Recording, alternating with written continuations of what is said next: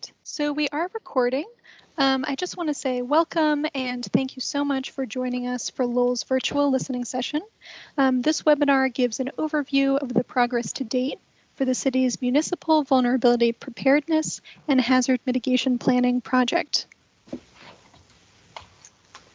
So this slide introduces our project team.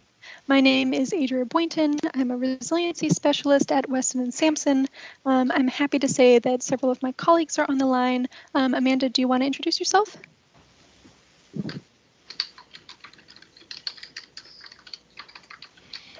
I'm Amanda. I've been working with Adria and some of the other people that will be introduced in Lowell on this project, and it's been a real pleasure. I'm an urban planner by trade, but I primarily focus on hazard mitigation planning and planning for climate change. And so I'll be taking notes throughout the evening, moderating the chat. So if you need to get in contact with someone for IT support or have questions as we go, feel free to reach out to me in the chat, or my email was sent out earlier to participants. I'm here for you. I'm not doing any presenting tonight. So just let me know how I can help and I'll be here. Great. And Indrani is also on the line. Indrani, do you mind introducing yourself quickly too? Hi, my name is Indrani Ghosh with Weston & Sampson. I'm a resiliency technical leader and have been working with the team on this project. I'm very happy to be a part of this call, and I'm available to answer any questions that you may have. Thank you so much. And I also want to mention that my colleagues Rupsa and Lindsay are standing by in case we need additional moderators. So thank you both for joining us tonight. We had great turnout for the webinar, which means we have too many people on the call to do a round of introductions now, but we did get a chance to chat with folks as they joined the call. And please, if you jump in with a comment or a question at any time during the presentation, just tell us who you are. We also reached out to everyone who registered beforehand to offer translation support if needed, but I also want to take this opportunity to thank our translators who were on the line, including Jeanette, Maria, and Tavi. I also want to reiterate that translation support is available in Spanish, Portuguese, and Khmer, and so I want to ask if anyone on the line needs translation. And Jeanette, can you repeat the question in Spanish? Sure. Estamos aquí para traducir esta presentación en español. Si alguien necesita la traducción, por favor de decirlo ahora. And Maria, can you repeat the question in Portuguese? Absolutely, yes. Estamos aqui a traduzir em português. Se precisar de tradução em português, por favor, diga.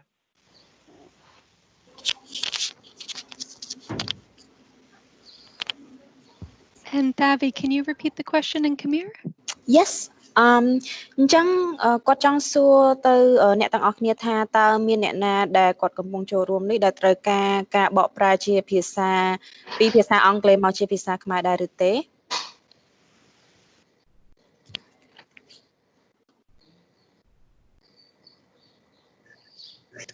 Okay, I'm not hearing any comments in the audio or seeing any comments in the chat. Our translators have offered to stay on the line for 15 minutes just in case anything changes, although you are, of course, all welcome to join us for the full meeting. If you're interested, we'd love to have you. All right, a few logistical things. Like I said earlier, we are recording. I want to go over some logistics of using Microsoft Teams. If you go to the bottom of your screen, you can mute or unmute yourself by using the icon that looks like a microphone. I just ask that you leave yourself on mute unless you want to jump in with a comment. We can avoid some background noise in that way. You can also open up the chat by clicking on the icon that looks like a text box. So if you prefer to comment by typing in your comments, Amanda will be moderating that so we can capture your feedback in that way. We hope to hear from you during this presentation. Jump in anytime. And right now, I welcome you to test out that chat function by telling us what your favorite thing is about Lowell. We've already collected some input from people. We were doing this as a little icebreaker as people joined, and some were able to join us early. So we've already heard from Gunther, there's a lot to like about Lowell. We heard from Kevin that his favorite thing is the theater scene and the community events that were happening. And we heard from Catherine that her favorite thing is how Lowell honors its heritage while looking towards its future. Jane says her favorite thing are the rivers and the beautiful open spaces. Hi, Michelle. Thanks for joining us. No problem. How are you? Good. We were just going through some logistical things, offering some translation support. We've got translators on the line and doing an overview of Microsoft Teams. So I was just kicking us off with an icebreaker, asking folks to test out the chat by telling us what their favorite things are about Lowell. We've got great input so far. Excellent. And another comment here from James. I love how the folk festival allows us to experience diverse cultures. That's a great comment. Thank you, James. Please feel free to keep letting us know what your favorite things are. We have also included a link to our project webpage at the end of this presentation. I just want to call your attention to that because it includes our online surveys to capture additional questions and feedback beyond just tonight's call. And everything we hear from you, whether tonight or through that survey, we'll incorporate your comments into our final project report. So here's an outline of the webinar.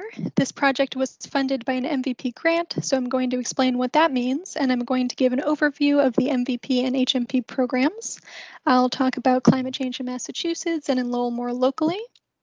I'll talk about the strengths, vulnerabilities, and priority action items that were identified during our stakeholder webinars, and I'll talk about what happens next in this process, which is mainly that we'd love to hear from you tonight and also through the online survey. So we'll start with an overview of the MVP and HMP programs. MVP is a state program that stands for Municipal Vulnerability Preparedness, and HMP is a federal program that stands for Hazard Mitigation Planning. These are some of the leading principles of the MVP program. It really looks to employ local knowledge and utilize that expertise. It utilizes partnerships that are pre-existing in the community and leverages those efforts to build the resilience of the city and make it stronger than it is today. We use the best available climate projections and data, and the state is doing a lot to advance those efforts. If you're interested, the state's Resilient MA website is a great place to look for more information beyond this presentation. The MVP program also prioritizes nature-based solutions.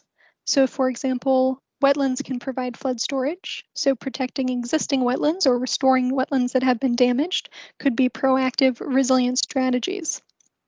Another important part of this process is thinking about how our most vulnerable residents will be impacted by climate change, because climate change will impact different people in our community differently. So how can we make sure that everyone is prepared? The MVP process has two different phases. The first phase is the planning grant, shown in red, which is where Lowell is now. The second phase is the action grant, shown in orange. The MVP planning grant involves developing a list of priority action items, which are essentially potential projects that are eligible for funding through the MVP action grant. Here are some examples of projects that are eligible for that MVP action grant funding. You'll notice that community outreach and education is a big component of our planning process, but it's also a big part of action grant projects moving forward. There's also a focus on nature-based solutions, and there are some new categories here shown in red, including energy resilience, land acquisition, and partnering with low-income housing and mosquito control districts. In Lowell, we leverage the MVP process to also update your Hazard Mitigation Plan, or HMP, which is usually updated every 5 years. And this slide shows why we chose that path, because there is a lot of great overlap shown in green between the two programs, and that allows us to combine the processes. That overlap includes things like regional collaboration, community engagement, reviewing data, and identifying action items. The findings from all of that work will be synthesized into a joint MVP and HMP report, which will make Lowell eligible for both the state MVP action grants that we just talked about, as well as federal grants through FEMA, which is the Federal Emergency Management Agency. To give you a sense of the overall, here's what our project timeline has looked like. A key part of this planning process is the Community Resilience Building, or CRB, workshop.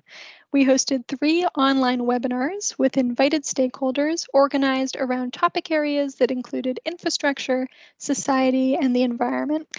We're also conducting a series of interviews with local experts to talk about climate adaptation related to fields like emergency management in Lowell, public utilities, parks and recreation, and more. Those interviews involve updating information from the last HMP, including the city's list of critical facilities, any existing mitigation actions that the city is currently involved in, and the status of any mitigation actions that were proposed in the last HMP. This webinar is the virtual version of the listening session, and we're currently working on drafting that combined plan. We have a question here in the chat from Stephen saying, when were those stakeholder sessions and what did you do to publicize them?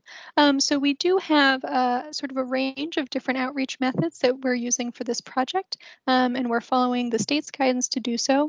The workshop is a stakeholder workshop. It's invitation only. It's with municipal department heads and members from local organizations, regional organizations, and state agencies. So we developed a stakeholder list in collaboration with the city and emailed out invitations to the stakeholders on that list. We are having a big focus as part of this process on community engagement with the broader public. So tonight's meeting is one example. The meeting is open to the public. We're trying to reach everyone. The project webpage that I mentioned is another example. We've put all the information there. There's a link to a lot of the materials we had in that stakeholder workshop, like an interactive online map, a number of different videos talking about the project, those surveys, an FAQ section. And we'll be doing some direct outreach as well to local neighborhood organizations.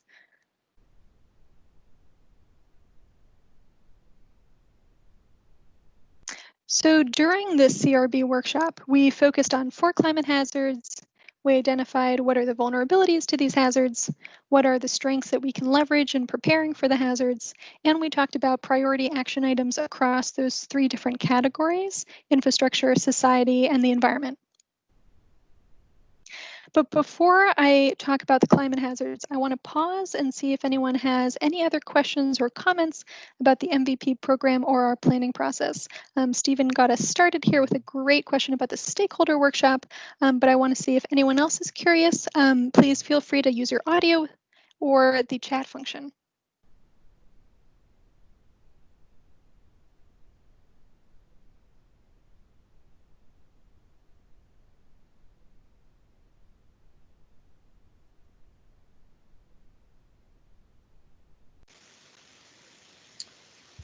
Hello, Jim Conlon here.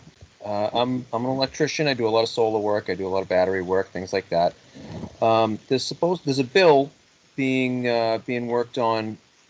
Hopefully, it's still being worked on, and part of it is to get microgrids to each town to keep their town offices open.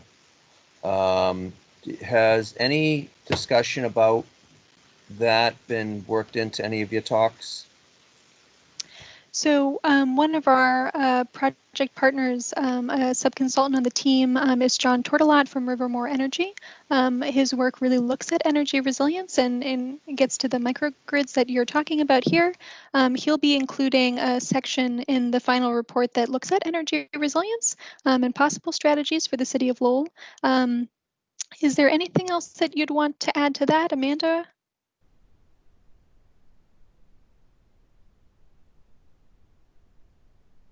Yeah, I could chime in to say that it is eligible under the MVP program. So there's a few examples that of some towns that have received some funding for something of that nature in the last year. So Munson and Yarmouth have both applied for a solar canopy PV carport with a battery backup to keep some of their critical town facilities online.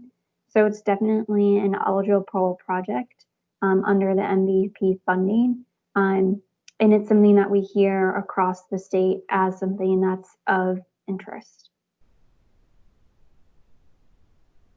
Thanks so much, Amanda. Does that answer your question, James? Yeah. Well, it kind of. I guess have this. I mean, this is all about Lowell. This tonight's meeting is all about Lowell, correct? That's so, right. Is anybody in Lowell talking about accessing that? I mean, the MVP funding and the funding for that microgrid work, I would think should be different, but I'm just not sure how they overlap, and if anybody is considering any. You said that other guy is working on projects in Lowell now, for things like that. He's helping us out with a section of the report that looks at energy resilience. He joined those stakeholder workshops. One was focused solely on infrastructure. So we talked about energy resilience as a local feature and tried to generate some strategies surrounding pursuing energy resilience in the future. Okay. I can, to get to your comment and question about the MVP Action Grant, there's sort of three overarching categories of projects that are eligible. One is assessments, one is nature-based solutions, and one is infrastructure. That could be retrofits or new construction. And there's a subcategory under that last one that looks specifically at energy resilience. So that's sort of how it fits into the larger funding. And maybe, James, I think I hear what you're asking. Like what are the projects that have been discussed to date for that type, for these grants? And Adria is going to cover that in an upcoming section. So the next section is like vulnerabilities and strengths. And then after that, she is going to talk about the action items that have been discussed to date.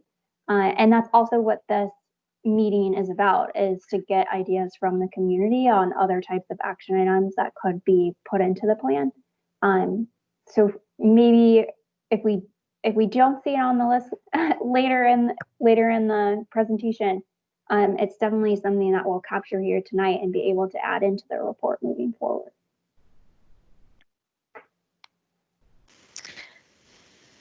Great, thank you. Fantastic. All right, I'll jump into the next section of the presentation.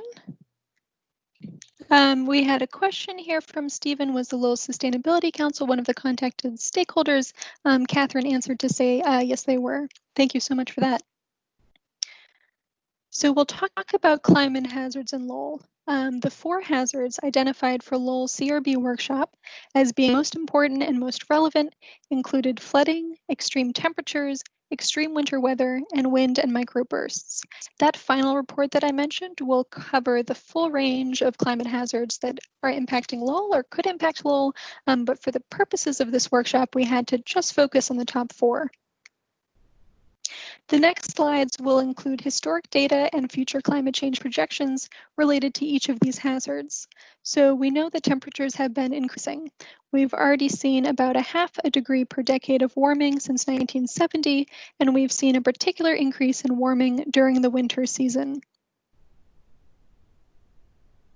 And we expect these trends to continue, and Massachusetts will start to experience more days over 90 degrees. So by the end of the century, we might have as many as 35 of those really hot days, days that we would consider a heat wave if they occurred consecutively.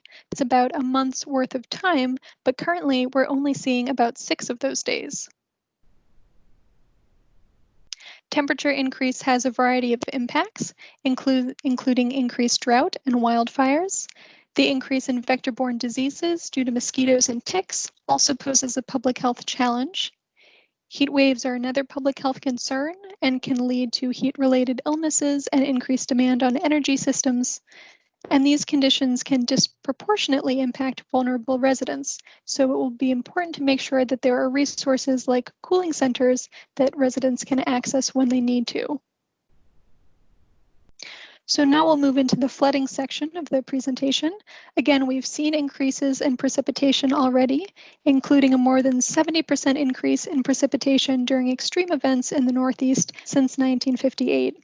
And this increase in the intensity of rain events impacts us locally, including in parts of the city that might flood more frequently or more severely than they used to. Looking forward, we're likely to see these trends continue. We're anticipating an 8% increase in extreme precipitation events by 2050 and a 13% increase by the end of the century. These are a few areas in the city where flooding is currently experienced, and I've listed some of those locations near water bodies on this slide. I'll just call out a few examples, which include the northern banks of the Merrimack River, areas in the 100-year floodplain near major waterways. And throughout this process, we've heard stories about flooding near the Clay Pit Brook, including during the 2006 and 2007 floods. This slide lists local flood-prone areas along streets. For example, we heard about a rainstorm in 2003 that filled the intersection of Gorham and Moore Street with quite a bit of water. And again, this flooding could worsen with climate change. Flooding related to stormwater could be caused by poor drainage, a high amount of impervious surfaces, and undersized culverts. Historically, we've been designing our culverts based on past data for rain events, but moving forward, we want to think about what those design storms will look like when we factor in climate change. Beyond flooding, changing precipitation can have other impacts, like increased road pollutants in water bodies, damage from intense rainfall, and stressed ecosystems. Extreme winter weather is also a concern in many Massachusetts communities, and it can be very costly and disruptive. Power outages are a top concern. The blizzard of 2013 left nearly 400,000 residents across the state without power. We've also been seeing an upward trend in nor'easters, and I've listed a few notable recent events here, particularly the 4 winter storms that we had almost back to back in March 2018. The impacts of extreme storms, whether it's severe winter weather or high wind events, can include damaged property and infrastructure, business disruptions and economic damages, and displaced residents.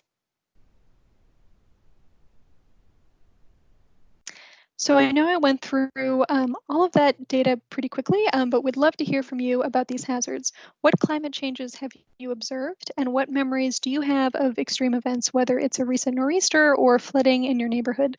Would love to hear from you. Feel free to use your audio or comment in the chat.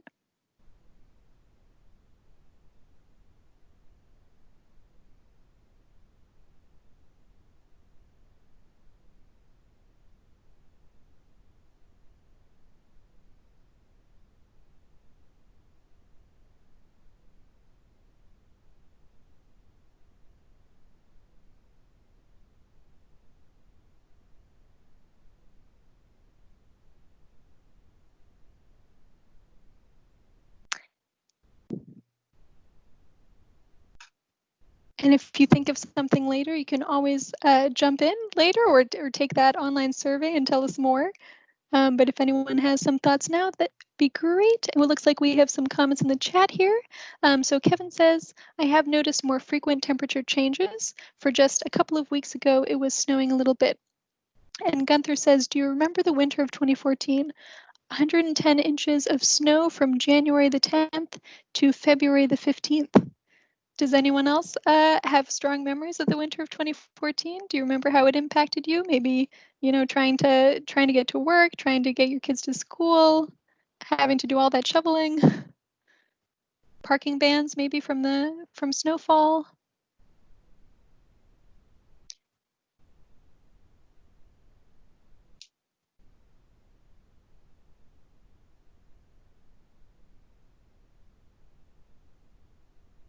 All right, well, those are great memories to share. Thank you, Kevin and Gunther.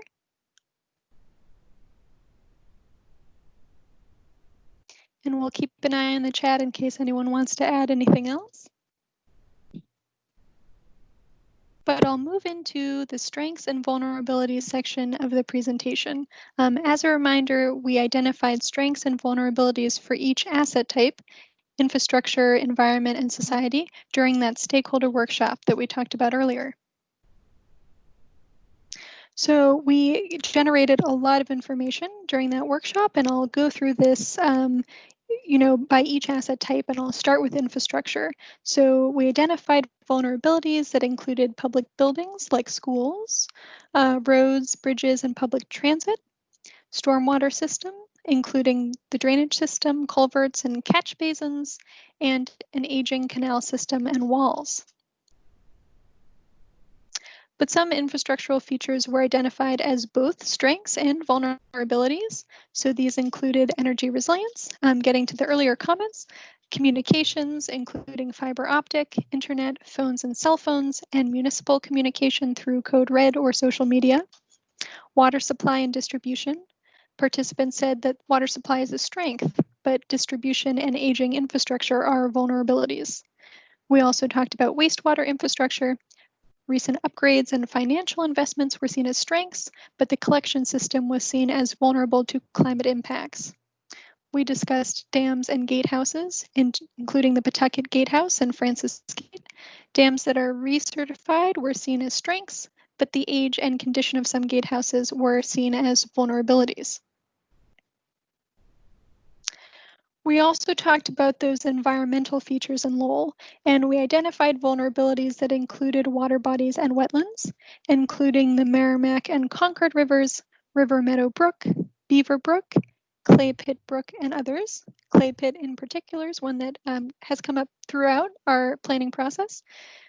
We talked about street trees and the citywide tree canopy, contaminated sites, including a Superfund site and brownfield sites, and we talked about invasive species, both plants and insects.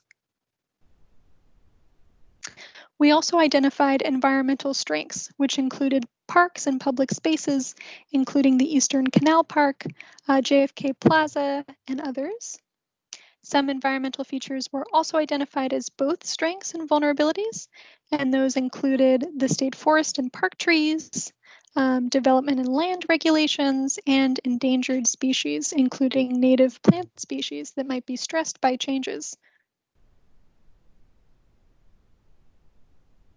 The last asset type here was society. So we identified societal vulnerabilities that included public health concerns, which might be vector-borne diseases. We talked about residents at risk of isolation, which could include seniors, children, residents with disabilities, and residents with limited English proficiency if emergency communications are in English. We talked about residents with challenges to prepare or adapt to extreme events, including low-income residents and residents experiencing homelessness. And we also talked about housing, which could include low-income housing or other examples. We identified societal strengths, including municipal and emergency services, and the nonprofit community and volunteers. And some environmental features were identified again as both strengths and vulnerabilities. So those included shelters like the high school, the senior center, the homeless shelter, and also local businesses. Again, that was a lot of information, so I'll just pause here to ask you, what do you view as some of Lowell's top vulnerabilities and strengths?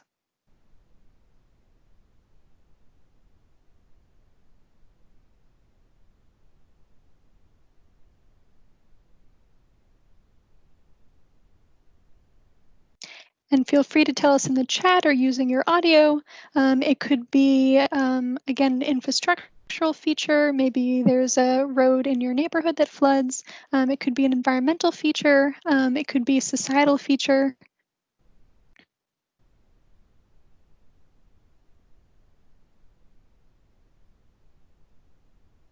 Kevin says in the chat, I view the canal system we have here as a strength, but it does also need much to be desired. Stephen says the old housing stock, housing for the elderly, not air conditioned. Certainly that is a concern during these heat waves and high extreme heat events that we talked about earlier. Gunther is identifying a strength, green space protection. Gunther, is there a particular space that you're thinking of? Is there a particular park, something that you have in mind?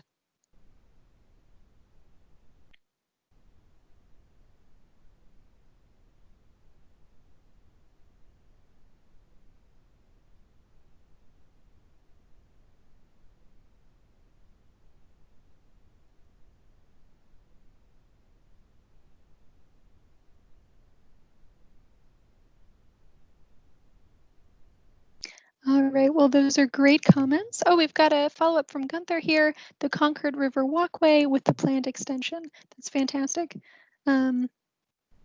So please do keep commenting in the chat. We've got a few more here, one from Kevin.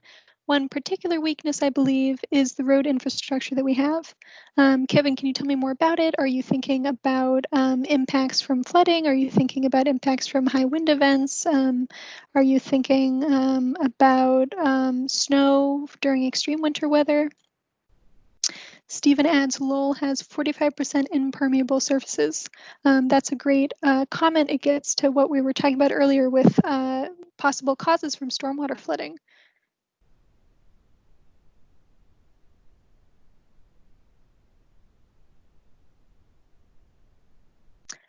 Kevin is following up on his comment about the roadways. He's thinking about the impacts from winter events constantly destroying the roadways. Well, winter weather is certainly a challenge for Massachusetts communities, so it's a good thing for us to think about as we plan for increasingly frequent and intense events. All right, thank you for those great comments. Please feel free to keep them coming. I think in the interest of time, I might move us into the next section of the presentation. So in this section, we'll talk about hazard mitigation and climate adaptation strategies. And we'll talk about existing hazard protection in Lowell first. So our final report will include an entire chapter on the hazard protection measures that Lowell is currently taking. For the purposes of this presentation, I'm just going to highlight a few of the examples that I've listed on this slide. So for example, those include participation in the Greater Lowell Regional Emergency Planning Committee. Lowell works collaboratively with other communities as part of this committee, including Billerica, Chelmsford, Tewksbury, and others. The Upper Merrimack Valley Medical Reserve Corps.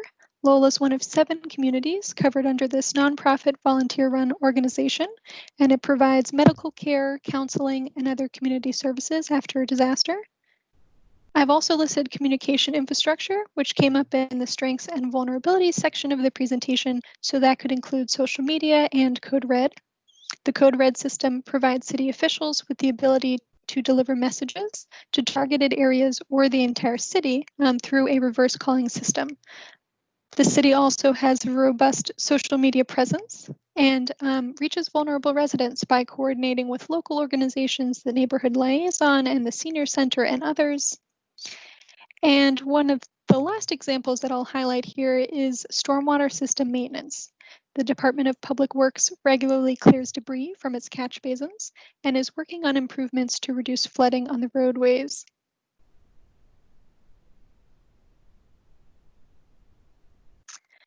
So the last slide talked about adaptation actions that are already ongoing in Lowell. The next few slides, and there's a lot of information coming your way, talk about adaptation actions that were proposed during that stakeholder workshop. Our final report will include all of the action items that were recommended, but for the purposes of this presentation, I've just included the high priority action items, and I've organized those by asset type. So there's still a lot of material to cover, even with just those high priority actions. So we'll start with infrastructure. Workshop participants discussed strategies for roads, bridges, and public transit, including identifying at-risk bridges and developing an emergency plan for each, updating the snow removal plan and enforcing rules for clearing sidewalks, developing a formal parking ban and buying new plow equipment, updating tree pruning and maintenance program, hiring a city arborist and working with the National Grid, developing a list of appropriate street trees, developing an emergency tornado response plan for the bus system. And we also talked about strategies for water supply and distribution, which included investing in aging infrastructure, protecting the distribution system from the freeze-thaw cycle, and proactively securing funding to address breaks as they happen, assessing and tracking hotspots with frequent breaks, and identifying potential solutions for those areas. And we talked about floodproofing the water plant intake station. A few other action items for infrastructural features included the stormwater system, such as upgrading culverts near Clay Pit Brook, assessing and mapping the entire drainage system, and ensuring appropriate capacity for catch basins. We talked about developing a beaver management program, and we talked about encouraging low impact development and assessing options for regulatory mechanisms to do so.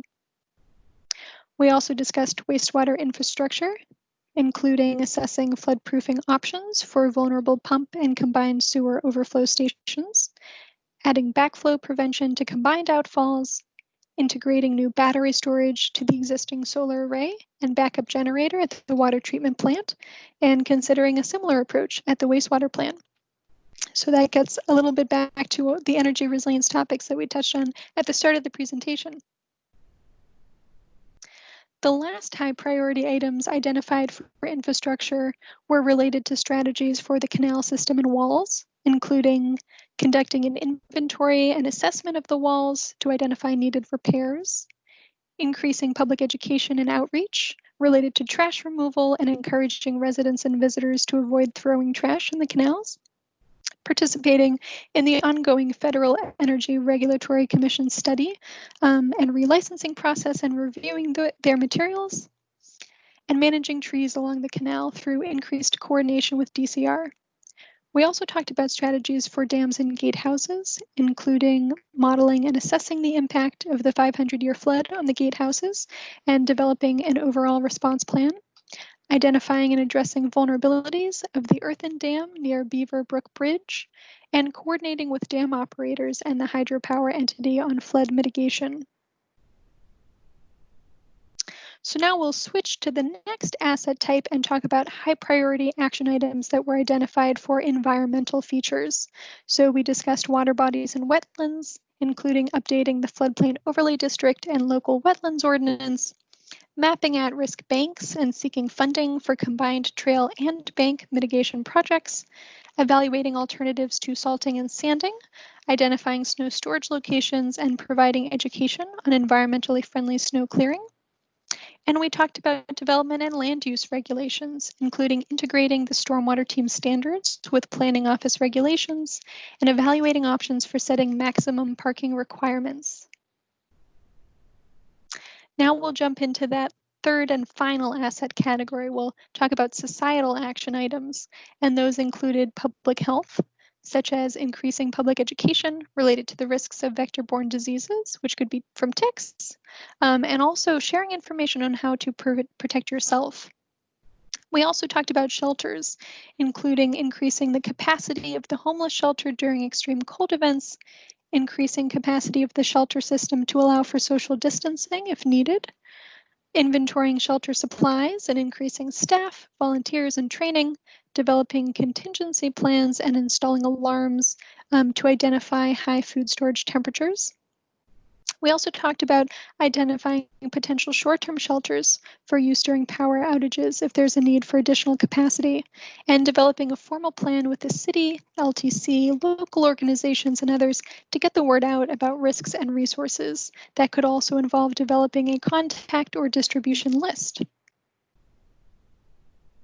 A few other societal action items included supporting residents at risk of isolation by working with local partners to share information and get the word out, translating announcements into multiple languages, or using accessible visuals, partnering with schools to share information with parents, sharing information through a range of other means, which could be digital, it could be TV, it could be using messaging signs, and developing a database of at-risk residents with emergency service providers and the senior center that could also involve or be used for conducting wellness checks. We also talked about supporting residents who might have personal challenges to prepare or adapt. That could be evaluating safe areas for informal housing for residents experiencing homelessness. That might mean areas outside of flood-prone spaces. And assessing best practices for that kind of work. Could also be working with social services and local organizations to provide additional support to residents experiencing homelessness. And the last set of action items that we identified related to societal features included municipal and emergency services. So that could be updating the existing emergency management plan, reviewing available city resources and capacity, including emergency generators. We also discussed actions related to housing, so identifying grants for climate resilient housing, including flood-proofing, fire resilience, and energy efficiency for denser and older housing.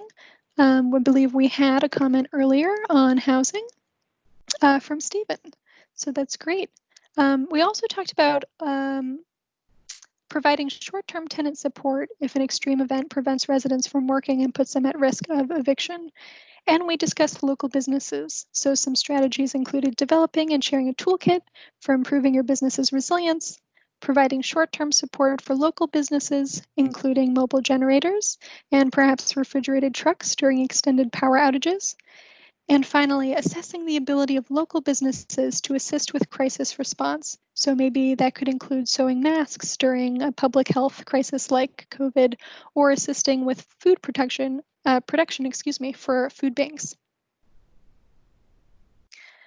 So we'd love to hear from you at this point. What adaptation action items stood out for you from that list? And what project ideas do you think should be the highest priorities?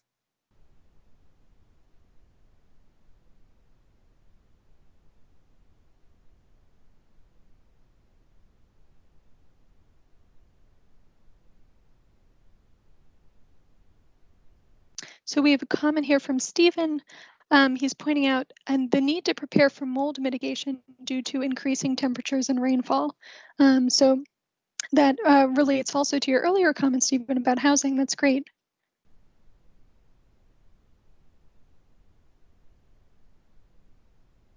Does anyone else have thoughts on, oh, fantastic, we've got a comment here from Kevin. Looking at the gatehouses seems to be at great importance, especially for flood protection. That was certainly a theme that came up in our stakeholder workshop for sure.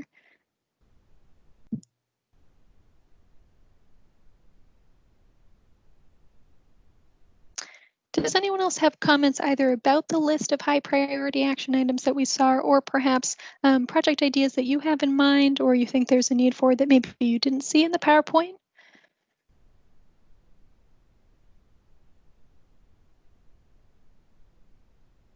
Kevin has a question here. Does the city own the gatehouses? Kevin, I don't know off the top of my head, but we can look into that for you Catherine, unless you know.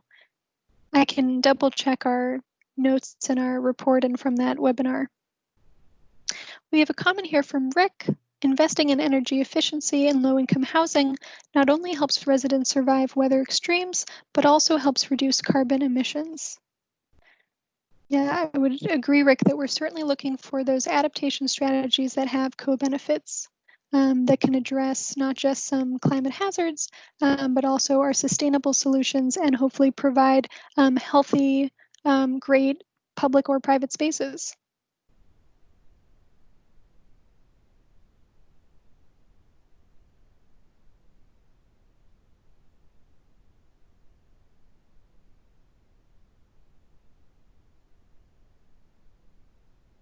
Any other comments related to the adaptation action items?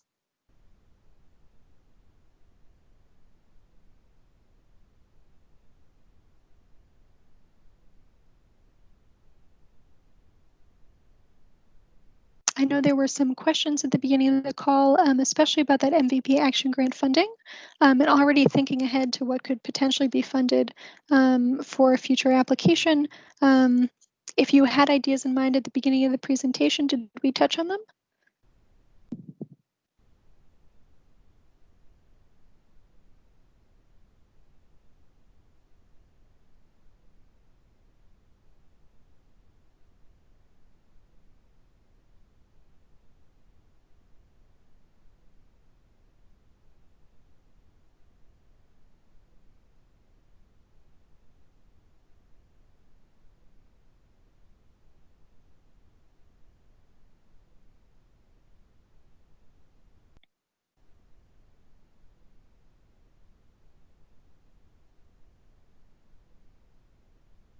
And if anyone had additional comments related to any of the other questions we've asked during the presentation, if you had thoughts related to the section of the presentation on MVP and HMP, or the section on climate hazards in Lowell, or the strengths and vulnerabilities section, this really is our presentation for tonight, and we've got a little bit of extra time, so we could certainly touch on those earlier topics.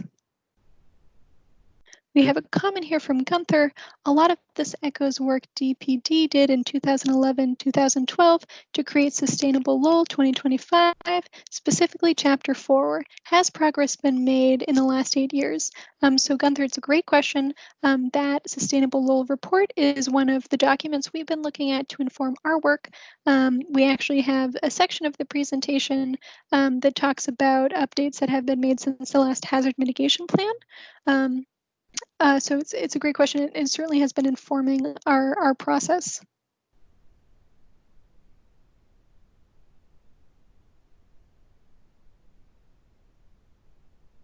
Hi, Adria, if I could jump in. I wanted to echo that we've been looking at all of the planning processes that have occurred in Lowell previously to inform this project, but also to say and emphasize maybe a point that Adria made later. Oftentimes we get asked, how does this planning process differ from other processes that have occurred? And one of the ways, or one of the reasons for doing this planning process is it is a requirement to become eligible for a variety of funding sources. So the MVP program being one of them. Since you're doing your hazard mitigation plan, the federal FEMA grants, this keeps Lowell eligible for those grant sources and to receive any disaster funds if you so need them in the future. And other state programs also give priority to communities that have done the MVP process. So in some ways, it's good that some of these recommendations echo other planning processes because it shows that that's a consistent value and a concern to the community. And so I'm happy to hear that there is. I can't say that we have specifically dived into what updates have been made to the Sustainable Lowell, but as Adria said, we're specifically looking at what action items have been updated or need to be updated or have been completed from the old hazard mitigation plan. And there were some actions in there that were completed in the last 5 years.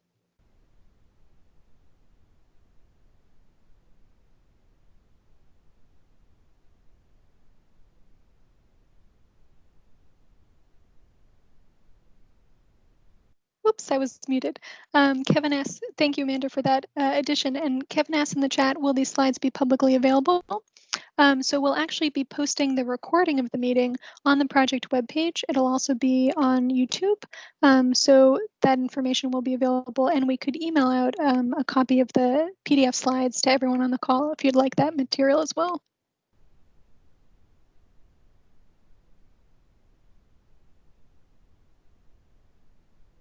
All right, so I'll just take us to the last slide of the presentation here.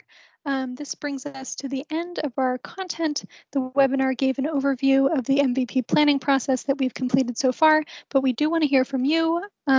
Please take our online survey by visiting our project webpage.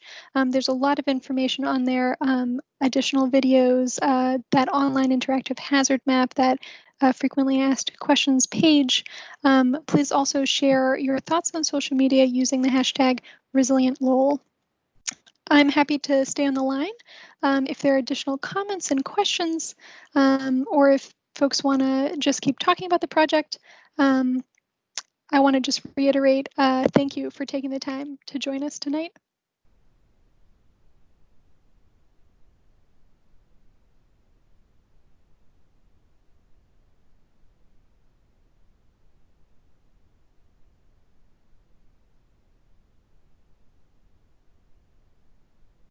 And Amanda has posted a link in the chat to that project webpage. Thanks so much, Amanda.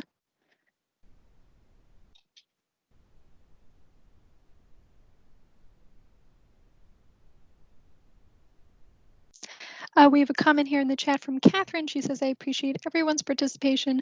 Another thing I like about Lowell is its focus on solutions based on community feedback. Yeah, everyone's input is really a critical part of this process. So thanks for joining us tonight, and please also check out those surveys. We've got a comment from Gunther in the chat. If you're interested, I can share a document I authored about a year ago, Disaster Material Management Plan for Lowell, a requirement for MEMA and FEMA. Gunther, absolutely, please do email that report over. That would be great. You could respond to my email that I sent out earlier with the link to the webinar.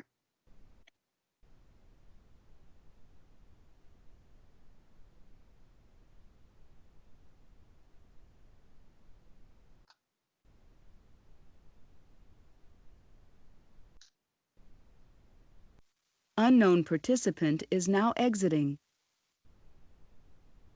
We've got a few folks leaving, so thank you if you've got to jump off. Thanks for joining us. Like I said, I'm happy to stay on the line to the end of the hour for anyone who wants to talk one-on-one or in a smaller group.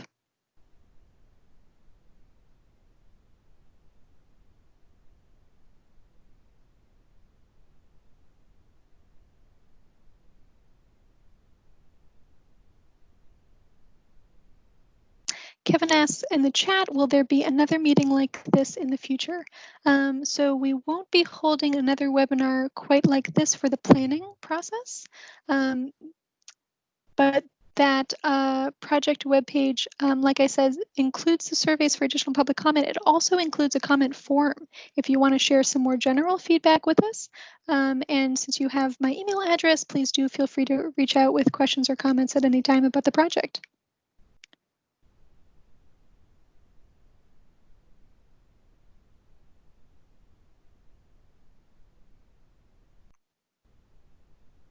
And Amanda is adding in the chat, thank you, Amanda, that the final report will be available soon. So that will also be posted online. There'll be a public comment period, and would love to get your feedback on that report as well. It includes a ton of information. The presentations tonight is really just a summary of the process, but the report has everything.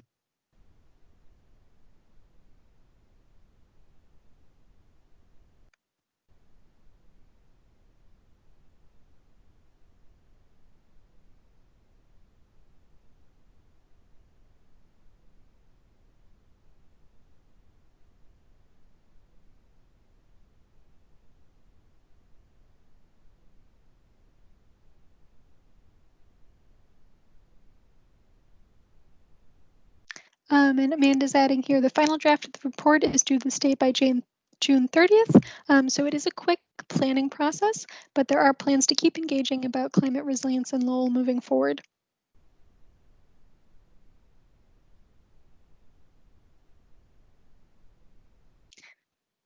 Thanks, Gunther and Kevin and everyone commenting in the chat. Thank you for joining us tonight.